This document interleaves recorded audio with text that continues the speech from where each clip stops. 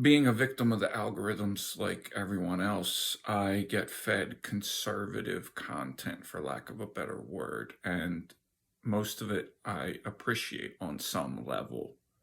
I've been kind of, again, larger forces than the algorithm, but to kind of match the dynamics of the algorithm, the larger political wedging that has gone on for the past 30 years on both sides has wedged me over to the right, whatever that means.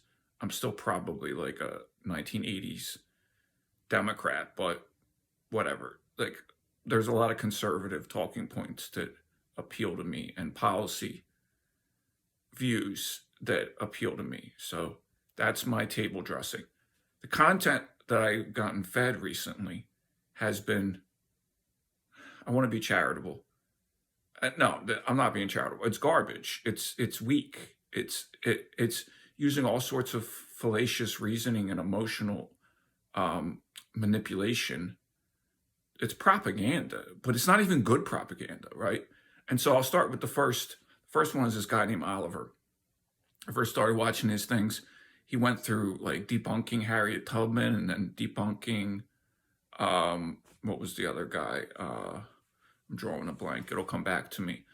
Oh, John Brown.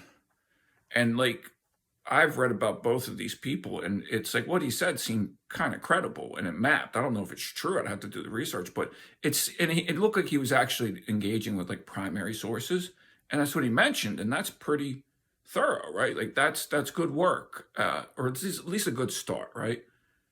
But then I see another video of his is where he's claiming to debunk the civil rights movement, and he shows pictures of like Martin Luther King, and he just goes into how there were riots in the 60s and black driven and by black people in black cities or black parts of cities that were black, and somehow that just invalidates the entire 1960s project of civil rights that was this massive political and cultural phenomenon that swept across this country and involved so many dynamic figures, so many dynamic ideas.